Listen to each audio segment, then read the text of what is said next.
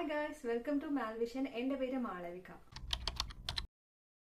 നമ്മളെല്ലാവരും എന്തെങ്കിലും ഒരു ആർട്ട് അല്ലെങ്കിൽ ഒരു ക്രാഫ്റ്റ് ചെയ്യുമ്പോൾ അല്ലെങ്കിൽ നമ്മുടെ ഈവൻ ഡെയിലി ലൈഫിലെ എന്തെങ്കിലും ഒരു കാര്യങ്ങൾക്ക് പോലും പിൻട്രസ്റ്റ് നോക്കിയിട്ട് റെഫറൻസസ് എടുക്കുന്ന ആൾക്കാരായിരിക്കും അല്ലെ. ഞാനും ഇപ്പോൾ ഓരോ ആർട്ട് ചെയ്യുമ്പോൾ അല്ലെങ്കിൽ ക്ലേ കൊണ്ട് എന്തെങ്കിലും സാധനങ്ങളൊക്കെ ഉണ്ടാക്കുമ്പോൾ ഞാൻ പിൻട്രസ്റ്റ് ഒക്കെ നോക്കി തന്നെ സെയിം സാധനം കോപ്പി അടിച്ച് ഉണ്ടാക്കിയിട്ടുണ്ട്.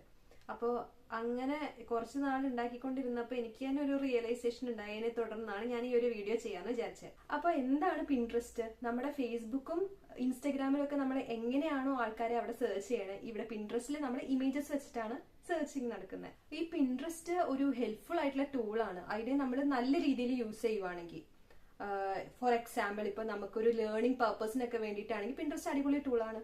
കാരണം എന്താണ്, നമുക്കിപ്പോ ഒരു കളർ പാലറ്റ് നോക്കണം, അല്ലെങ്കിൽ എന്തെങ്കിലും ഒരു ഐഡിയാസ് കിട്ടണം, അല്ലെങ്കിൽ ഇപ്പൊ ഒരു ഹ്യൂമൻ അനാറ്റമി അറിയണം, അല്ലെങ്കിൽ ഹ്യൂമൻ ഫിഗേഴ്സിന്റെ ഓരോ ഡയറക്ഷനിലും അവർ എങ്ങനെയാണ് ആ പോസ്ചർ ഇരിക്കുന്നത്, അതൊക്കെ മനസ്സിലാക്കാനും അതിൽ നിന്ന് ലേൺ ചെയ്യാനും നമുക്ക് ഭയങ്കര യൂസ്ഫുൾ ആയിട്ടുള്ള ഒരു ടൂളാണ് പിൻട്രസ്റ്റ്.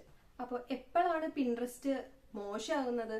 അതിൽ മറ്റൊരാൾ പോസ്റ്റ് ചെയ്തേക്കണം അവരുടെ വർക്ക് നമ്മൾ ഡയറക്ട്ലി കോപ്പി ചെയ്ത് അത് നമ്മുടെ വർക്കാന്ന് പറഞ്ഞ് ക്ലെയിം ചെയ്ത് അതിൽ നിന്ന് മോണിറ്ററി ബെനിഫിറ്റ്സും കൂടി കിട്ടിക്കഴിയുമ്പോൾ അവിടെ ഒരു കോപ്പിറൈറ്റ് ഇഷ്യൂ ആണ് അവിടെ നടക്കുന്നത്. നമ്മളിപ്പോ ഫുള്ളി പിൻട്രസ്റ്റിനെ ഡിപ്പെൻഡ് ചെയ്തിട്ട് ഓരോന്നൊക്കെ ചെയ്യുമ്പോഴത്തേക്കും അവിടെ നമ്മുടെ ക്രിയേറ്റിവിറ്റിയും നമ്മുടെ ഇമാജിനേഷനും തോട്ട് പ്രോസസ്സും എല്ലാം അവിടെ നമ്മൾ തന്നെ നശിപ്പിച്ചുകൊണ്ടിരിക്കുകയാണ്.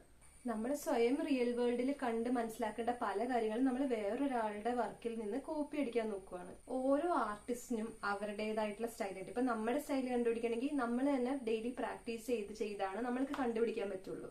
അപ്പൊ നമുക്ക് വേണമെങ്കിൽ ചിന്തിക്കാം, ഇത്രയൊക്കെ ചീത്ത കാര്യങ്ങൾ ഉണ്ടെങ്കിൽ പിന്നെ എന്തിനാ പിൻട്രസ്റ്റ്? അത് ചിന്തിക്കാൻ പാടില്ലേ?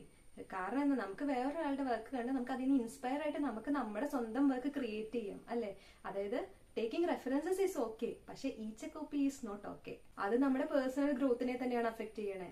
ഇപ്പൊ നമുക്ക് ഒരു ഐഡിയാസും ഇല്ല, ഭയങ്കര സ്റ്റക്ക് ആയിട്ടിരിക്കുവാണ്, ഇനി എന്തെങ്കിലും വരയ്ക്കണം എന്നുണ്ട്, എന്നാ ഒന്നും കിട്ടുന്നില്ല. അങ്ങനത്തെ അവസ്ഥകളിലൊക്കെ നമുക്ക് ജസ്റ്റ് പിൻട്രസ്റ്റ് ഒന്ന് ജസ്റ്റ് സ്ക്രോൾ ചെയ്ത് പോയിട്ട് നമുക്ക് എന്തെങ്കിലും ഐഡിയാസ് കിട്ടുമെന്ന് ട്രൈ ചെയ്ത് നോക്കാം. പക്ഷെ എന്നിട്ട് ആ ഇഷ്ടപ്പെടുന്ന സാധനം ജസ്റ്റ് ഒന്ന് കാണുക, അതിനായിട്ട് പിന്നെ അത് നോക്കി നോക്കി നോക്കി വരയ്ക്കാൻ നിൽക്കരുത്. അതൊരു പോർട്രേറ്റ് ഒക്കെ ആണെങ്കിൽ കുഴപ്പമില്ല, ഒരു മനുഷ്യന്റെ അതേ രൂപം തന്നെ നമുക്ക് വരച്ചെടുക്കണം, അങ്ങനത്തെ ആണെങ്കിൽ കുഴപ്പമില്ല. പക്ഷെ അല്ലാത്ത എന്തെങ്കിലും ഒരു ഐഡിയാസ് ഒക്കെ, ഇപ്പൊ ഒരു ആളുടെ കണ്ണി കൂടി മീനുകൾ ഓടിപ്പോണം, അങ്ങനത്തെ ഒരു പടമാണ് ആ ആർട്ടിസ്റ്റ് വരച്ചേക്കണേ, അത് സെയിം തന്നെ നമ്മൾ വരച്ചെടുത്തു കഴിഞ്ഞാൽ അത് നമ്മളത് കോപ്പി അടിച്ചതാണ്. അത് നമ്മൾക്ക് ആൾക്കാർ പറയുമ്പോൾ അതിനെ ഒന്നും പറയാൻ പറ്റില്ല. കാരണം റെഫറൻസസ് എടുക്കുക എന്ന് പറഞ്ഞാൽ ഡിഫറെന്റ് ആണ്, കോപ്പി അടിക്കുക ഡിഫറെന്റ് ആണ്. കോപ്പി അടിക്കുക എന്ന് പറഞ്ഞാൽ നമ്മൾ എക്സാക്ട് സെയിം സാധനത്തിന് ഇപ്പുറത്തേക്ക് കോപ്പി ചെയ്തെടുക്കുക ചെയ്യണം. റെഫറൻസ് പറഞ്ഞപ്പോൾ നമ്മളൊരു പുറത്തേക്ക്, ഇപ്പൊ നമ്മൾ ജനറൽ തുറന്നൊന്ന് പുറത്തേക്ക് നോക്കി, ജസ്റ്റ് ഒരു മരം കണ്ടു, ആ മരത്തിനെ നമ്മൾ റെഫറൻസ് ആക്കിയിട്ട് നമ്മൾ നമ്മുടെ സ്റ്റൈലിൽ വരയ്ക്കുക, അതിനെയാണ് റെഫറൻസ് എടുക്കുക എന്ന് പറയാം. ഇപ്പൊ നമ്മൾ ആരും ക്രിയേറ്റിവിറ്റി ഇല്ലാത്തതോ അല്ലെങ്കിൽ ഇമാജിനേഷൻ ചെയ്യാൻ പറ്റാത്തയോ ആൾക്കാരൊന്നും അല്ല, നമ്മൾ ട്രൈ ചെയ്യുന്നില്ല, അതുകൊണ്ടാണ് ഇമാജിനേഷൻ വരാത്തത്.